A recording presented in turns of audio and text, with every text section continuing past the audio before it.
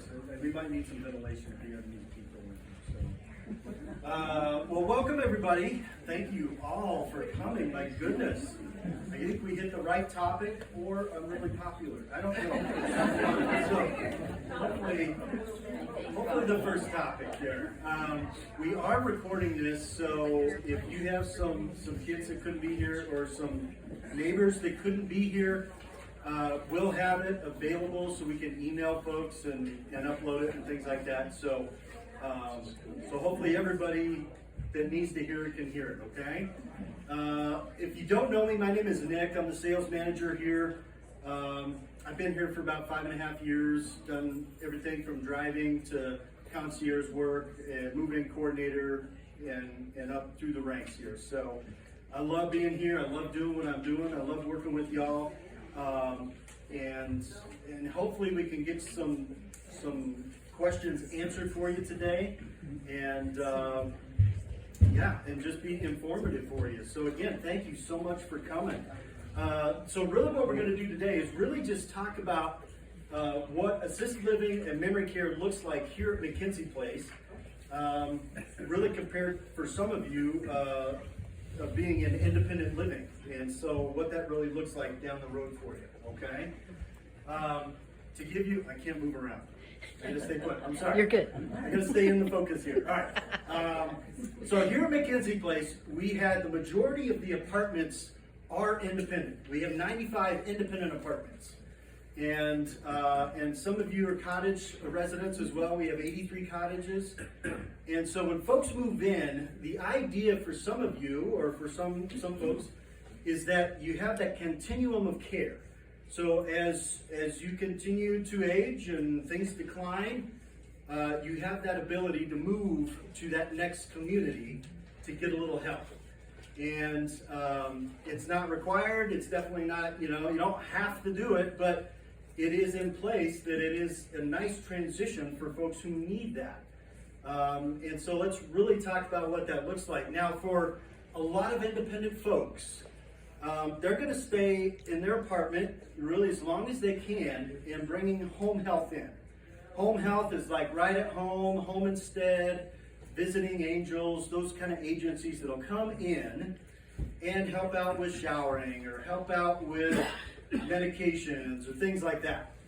And that is completely fine. Folks can bring in whomever they want. You can bring family in, and neighbors, good friends in to help. And that is completely fine. I think when you're really looking at the bigger picture of things, folks are wondering, what time is the right time to move from independent living to assisted living? And that's probably a big question for a lot of you. And if you're bringing in home health now, or you're just kind of in a position like, I just need a little help, and I don't know, do I get home health? Do I get assisted living? What does that look like? And as we tour folks that come in and we talk like with some of you now, you really have to balance what really makes sense. If you're having somebody to come in and help, or a daughter to come in and help 2-3 times a week for maybe an hour here and there, you probably don't need assisted living at that point. But you continue to kind of look at that pattern, and as you're needing more and more and more care, they're here a lot, you're bringing in home instead, they're here 6 days a week, they're here for 3 or 4 hours at a time, you're getting a significant amount of care at that point. And so at that point, then I would really recommend you start thinking about what assisted living would look like and transitioning into one of those apartments. Because our assisted living care is 24 hours a day, 7 days a week. And I'll talk about what that looks like as you move in there. But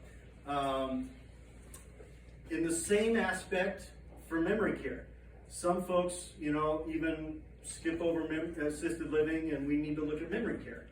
It's really that kind of that same pattern. As folks are declining cognitively, the Alzheimer's, dementia is getting more prevalent, then we need to look at what that memory care option would look like for you. And again, that transition can be pretty smooth being a resident already. So let's talk about that. what is assisted living here? So assisted living here at McKenzie Place, we have 26 apartments, okay? As opposed to the 95. So definitely we don't have as much, but it's a very manageable size. There are studios, there are 1 bedrooms, there are even 2 bedroom apartments in assisted living, okay? And it is in the same building that the rest of you all are in here. Assisted living residents and independent residents do everything the same, as much as you can, okay? You eat in Masons, where you're eating now. You go on the excursions. You come down to the exercise classes. You go listen to the live music on Friday afternoons.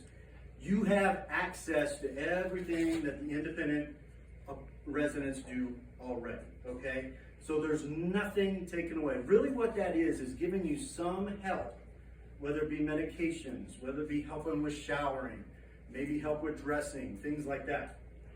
You're getting assistance in assisted living, okay? As we look at memory care, it gets to be a little bit different.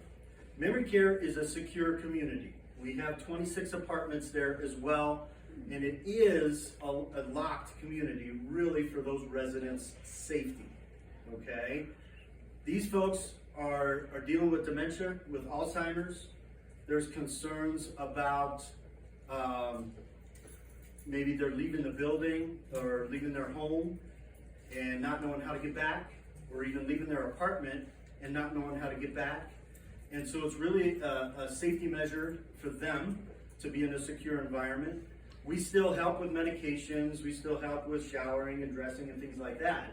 But it is a more focused environment for these folks in memory care. Now, you might ask what the difference is, between assisted living and memory care. Now, obviously, the cognitive impairment for memory care is that prevalent aspect as we look into go into memory care. But the care staff that we have there are really in a constant mode, in a constant environment to really redirect residents, guide residents, encourage residents to really take part in activities and really functioning through the day. They have queuing when maybe it's time to go watch the entertainment, and encouragement to go to the exercise class, and just really a constant focus of that environment. Hey, let's try this over here. Let's go outside and do the gardening. Where in assisted living, the residents, you're getting a little care with something, you're getting help with medications maybe, but outside of that, you're free to come and go in and out of the building. You come down to the exercise class, you go out with your family and take a drive. It's a lot different. You don't have that constant redirection and queuing in the assisted living as someone would in memory care. Does that make sense for folks? Okay. Does anybody have any questions as we kind of give an overlay of each of these communities so far? Yes? Could you give us an idea of the apartments? Yes. So in assisted living, the studios are going to be kind of mid 300 square foot. The 2 bedrooms will be around 827, something like that. So you got a pretty good spectrum of space. The apartments in assisted living will have still a private bathroom, shower. They have a kitchenette. They do not have a full kitchen as the independent residents do. There's a refrigerator, there's a microwave, and a sink and cupboards, okay? Assisted living residents will have all of the meals included with their care. Where on independent, you have how much a month to take advantage of? 800. 400 apiece. So for couples, you got 800. So in assisted living, you're not having to worry about cooking or preparing meals at all. It's all included, okay? As we go into memory care, that is pretty much the same. They have a little kitchenette. They will not have a microwave, but you got a full-size refrigerator, little kitchenette, private shower, private bathroom, and those are all studio apartments, and they're all private. You're not sharing anything, okay?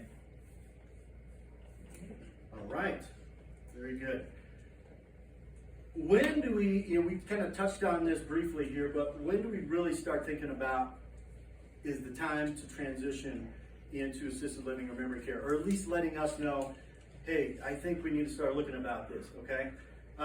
Again, like I said, if you're having care coming in quite a bit, 4 to 7 times a week, I think that's a lot of care, okay? If you have family members coming in quite a bit, that amount of time, every day, maybe something like that, maybe we need to look at it.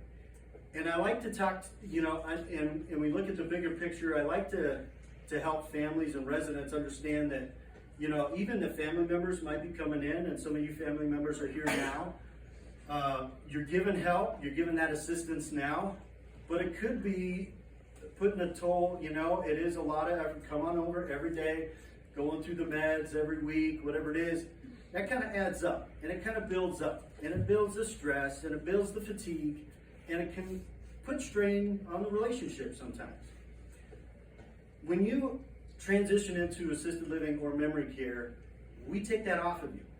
We do the caring, we do the medications, we take care of that redirection, we help get showered, we help them get dressed, and it allows the family members to be family members.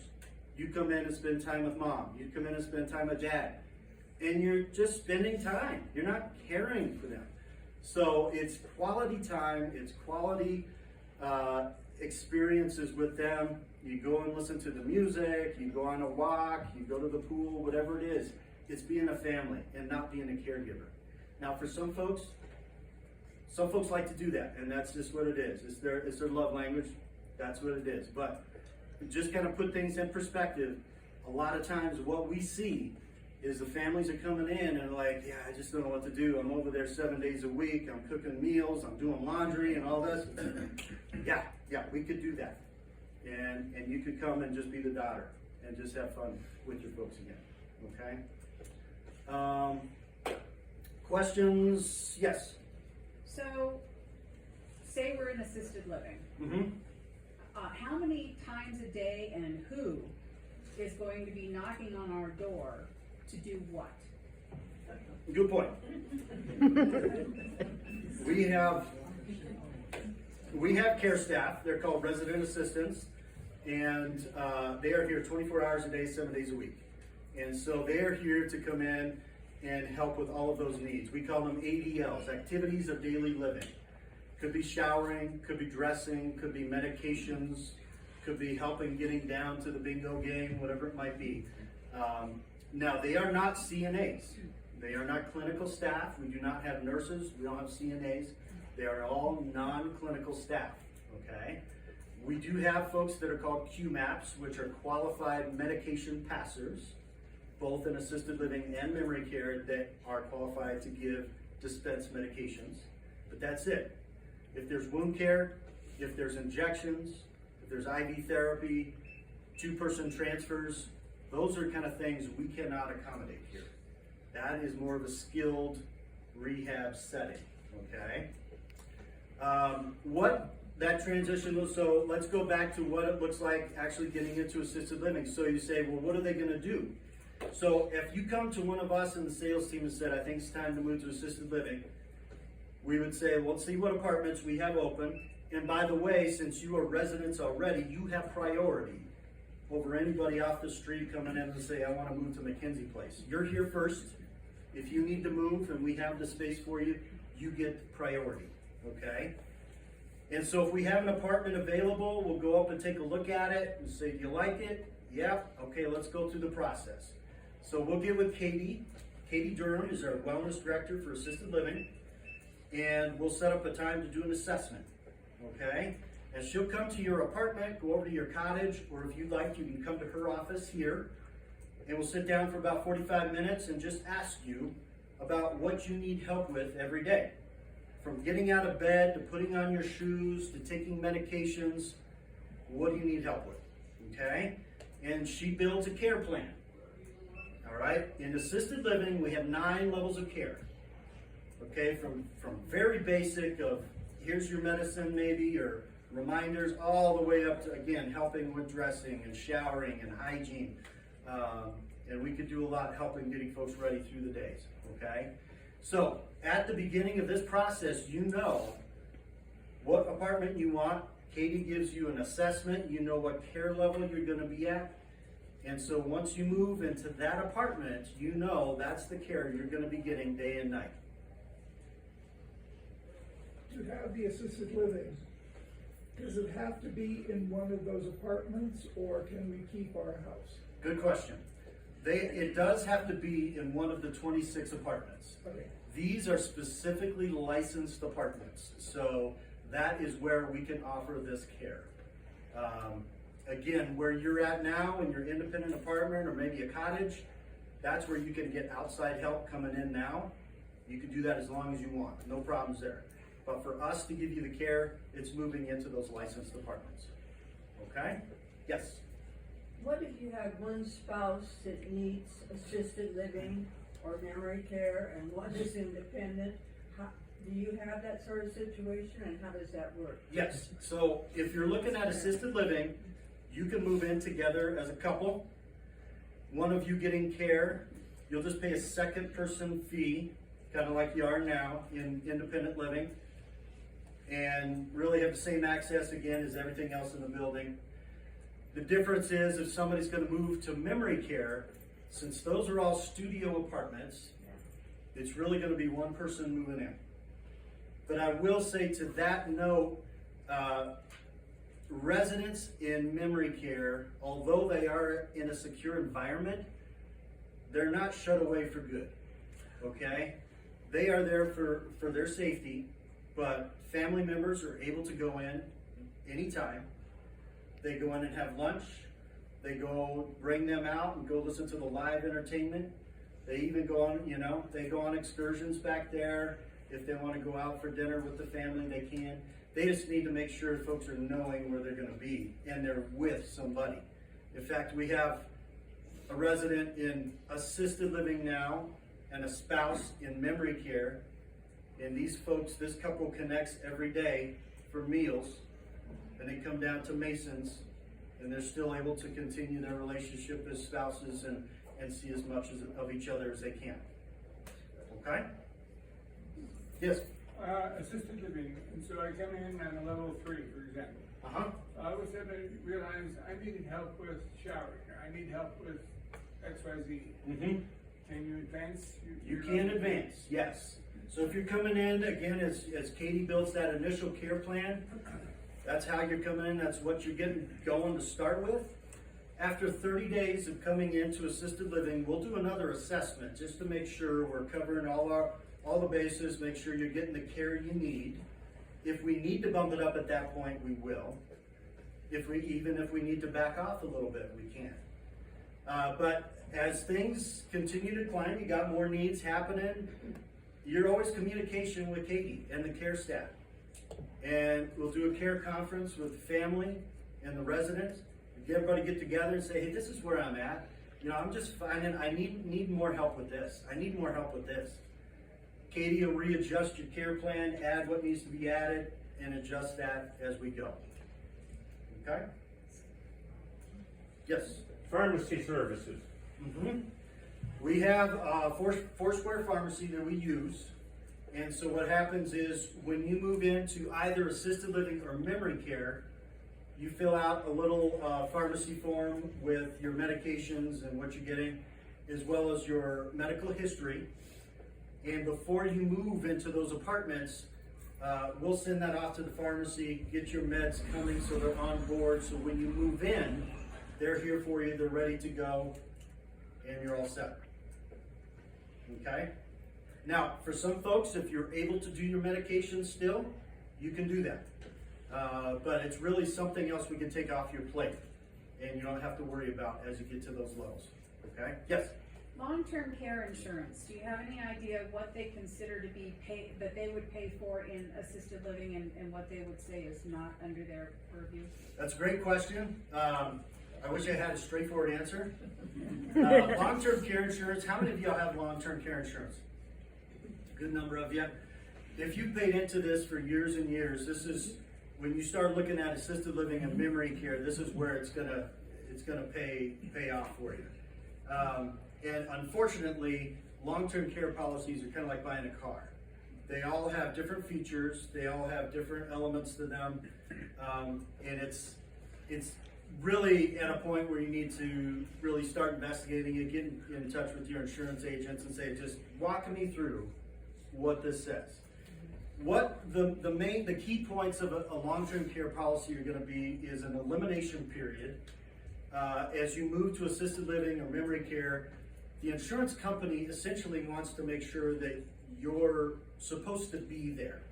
And so they make you move into assisted or move into memory care for 60, 90 days, start getting care from us, and we show them, yep, this resident is doing this, this, and this is how we're helping them.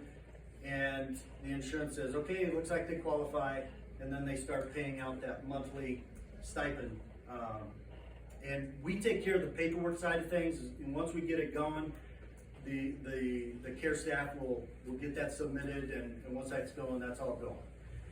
So really, the elimination period is going to vary policy to policy. The amount of the payout will vary, and how many ADLs or activities of daily living you'll need to have to qualify. Okay, good question. Thank you. Yes. Memory care. Mm-hmm. Why don't you have the oven that, A stove, no. microwave. Microwave. Yep. Yeah. So the question was, why don't we have a microwave in memory care? Really, the primary thing is safety. For some folks that might be able to use it, they could. But in memory care, if you know somebody has Alzheimer's, dementia, the environment in memory care is very fluid. Although you have your own apartment, folks go here, folks go there.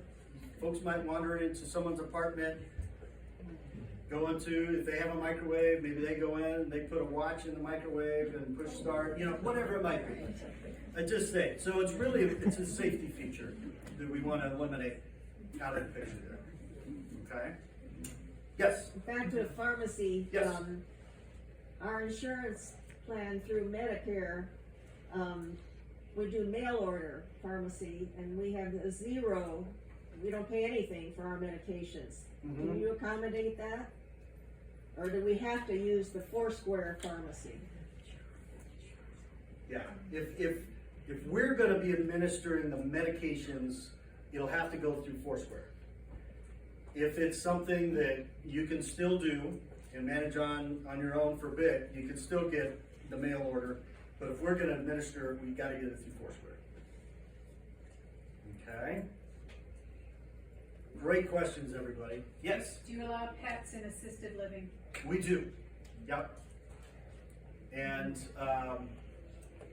yeah, it's still the same, really, as independent. I don't believe we build pet care into.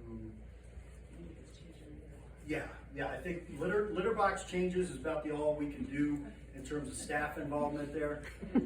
So you would still have to be able to manage the pet. Yeah. What else? These are great questions, everybody. Yes. What's availability look like typically on memory care? Is it typically waitlisted, and so what's typically? Yeah, good question. Currently, we have a couple apartments open. I would say, for the most part, it's for both assisted living and memory care, we're going to be looking at some kind of wait list. It just kind of depends on the timing with folks.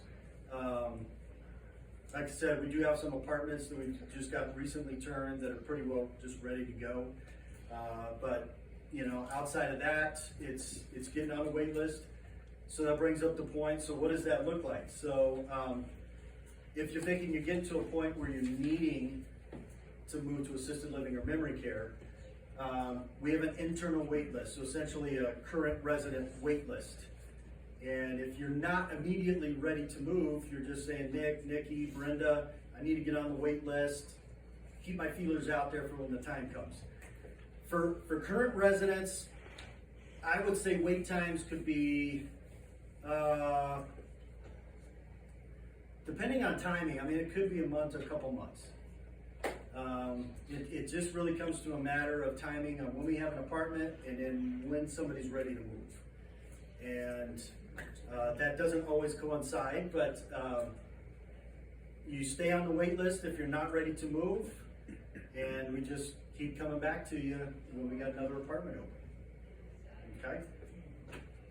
I noticed when Tom let his place up that the construction people go in there and basically take the roads and everything. Do you do that for every apartment or before somebody comes in or what? For the most part. So the question was, how do we prepare the apartments once somebody moves out? And really, for the most part, as somebody moves out of the apartment, we're going to go in and we're going to patch all the holes, paint the walls. If the carpet is well worn and stained and things like that, we're pulling up the carpet, we're pulling up the linoleum, and we're bringing down, putting whole new floors in. Then we do a deep cleaning with our housekeeping team. If we need to change out the blinds, if we need to put new screens on, light bulbs, any of that, we're gonna do for you, and just have it ready to go, move in ready, okay? Yes?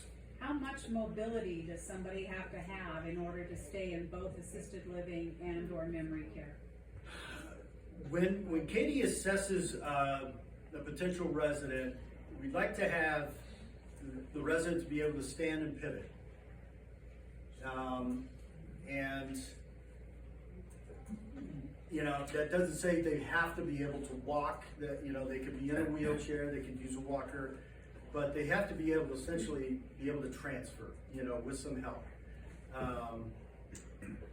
And honestly, if it gets to the point where total immobility it comes into play, where they just can't get out of bed, they can't get out of the wheelchair, things like that, and they need two-person assist lift or even a Hoyer lift, that's when we're looking at exploring skilled nursing options where they can do that. And that's where we can't. Okay? Does Leisure Care have any SNFs in their system? We do not. We do not. That's the one level we don't delve into. Anything else? Yes. You mentioned there's a range for assisted living of 1 to 10. Is there an approximate amount of help every day that you would get at level 1 versus level 10? That's a good question, and we get that asked probably more than anything. It's like, you know, well, mom just needs this. What level is that going to be? And it's like, well, everybody's going to be different. Essentially, it's really gauged on the amount of involvement that our staff is with that specific task. So for one person, they might need 2 people assist with a shower, or, you know, a little more involvement with a shower, and that's it. For another person, they might need just help with medications. And so depending on the points, it's about 15 points per care level. It could be, you know, again, it could just be medications for somebody. It could be a standby assist shower for another person. So really, at that point, it's really taking the time to say, okay, I'm at that point. I want to see where I'm at. We get the assessment with Katie, and she's really able to lay out there, this is what this care plan is going to look like. Because it's really, honestly, resident to resident, different from everybody. Everybody's different. And as we're talking about that, I do have flyers up here you can take with you. The care level price range, so in independent living right now, you're only paying for the room rent. Month to month, you're paying your room, that's it. As you move to assisted living, as you move to memory care, you have your room rent, but you also have your care plan charge, okay? And so for assisted living, those 9 levels of care will range from $1,200 to $4,000, okay? In memory care, they'll range from about $1,700 to $4,200. And it's about to say we got 9 levels of memory care as well, okay? And again, I've got these in paper here, so you don't need to remember all that, so, yeah. What other questions do y'all have? Yes? Did I read in a paper you gave me that you can assist with the move if need be for a fee? Well, we do have resources that we could recommend. We have a handful of companies that are kind of relocation, reorganizing companies that we can recommend, and they've worked with us quite a bit, so they know the building, they can come in and say, okay, let's get you down here and get done in half a day, you know, kind of thing. That you pay them directly? Yep, yep. What other questions?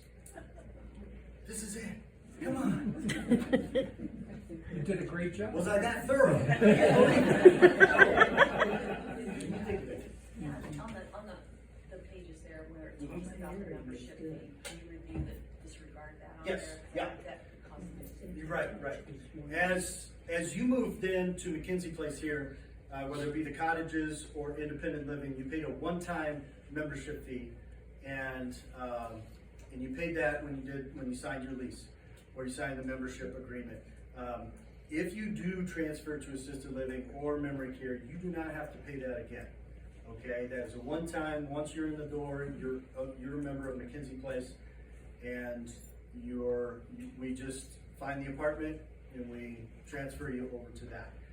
Now that process goes pretty smoothly. Nikki is very, very good with the paperwork side of things, and so if you do end up transferring to another apartment, we just figure out the day and we figure out the amounts. We put it in the computer and it tells us what the amount is, and essentially just switch apartments, and there might be paying a balance of some amount, but then it's still just month to month. You can still stay with the automatic withdrawal that you're doing now, or you can pay monthly. Not a whole lot change. Obviously, you're changing apartments, but the environment is the same. The routines, the amenities are the same, and you still get housekeeping for both assisted living and memory care. All the utilities, like you are now, are still taken care of. You have cable, Wi-Fi available. It's really, more than anything, you're really kind of condensing your apartment a bit, because they're not as big as some of the ones that you have now. But again, you do have the whole community here still to take advantage of, to come out and socialize and go to activities and amenities and so forth. Okay? What else? Yes? How much assistance can there be in assisted living or memory care with eating? In terms of like spreading butter on toast and cutting meat and things like that get harder as you age? That's a good question.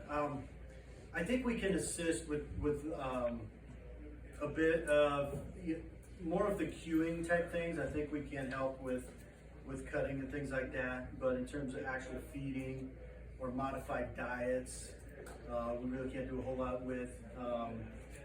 But again, it's more of that cueing and direction. If someone's needing that more than others, they're able to sit with them at a meal and say, here, let's try a bite of the beans, and now let's try a bite of the potatoes, and kind of work at it that way. We talked a little bit about assisted living and independent folks really doing the same thing, eating the same, and in the same restaurants and so forth. Memory care, in that community, they have their own dining room. It is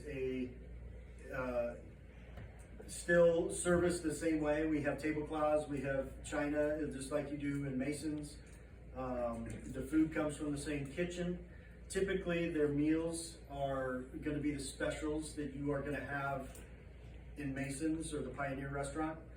So we eliminate a lot of the frustration with deciding from 20 things on the menu that you have now. We really condense it for them. We have snacks available 24 hours a day, so folks get up at 3 in the morning and they're ready to go. They're ready to go, and that's fine. And they want a snack, that's fine. We're there for them, and that's where they're at. We meet them where they're at. And that's just where they're at. And we have a private courtyard back there, a very substantial courtyard, the best really around. A lot of courtyards in memory care, and I use that term lightly, courtyard, is kind of a cement patio with with a privacy fence and a couple benches. Here is a very substantial, probably 50-yard courtyard with grass and flowers and trees, and there's chairs there. We have raised garden beds. So there's a lot to do for folks who still want to be outside and still, walk and be in nature and things like that. And the care staff back there, again, they're very attentive to residents' needs and really, again, where residents are at with their disease progression with Alzheimer's and dementia.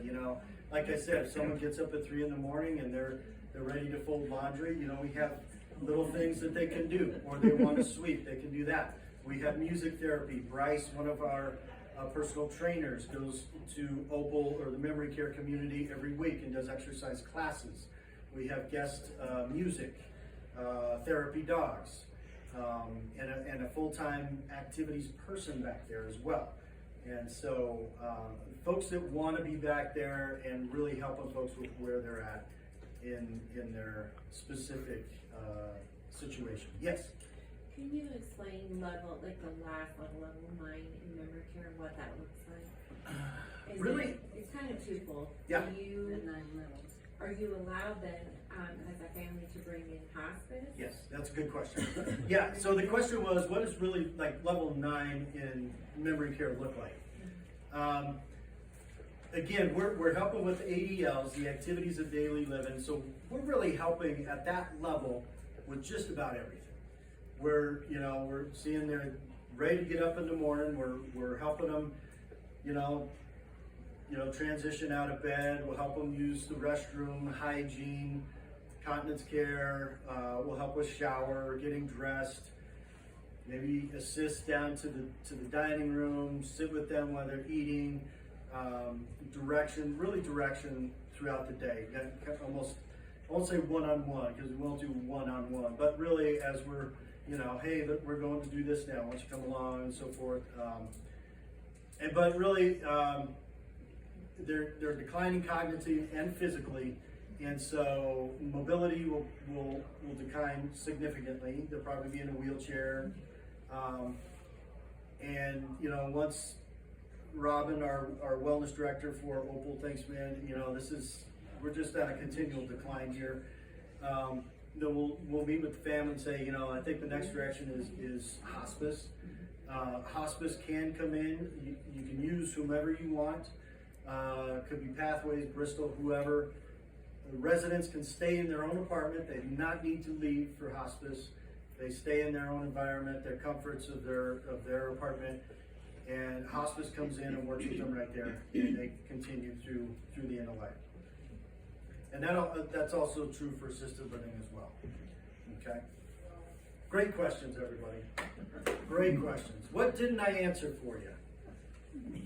That obviously you all had some interest in this for sure. So what else?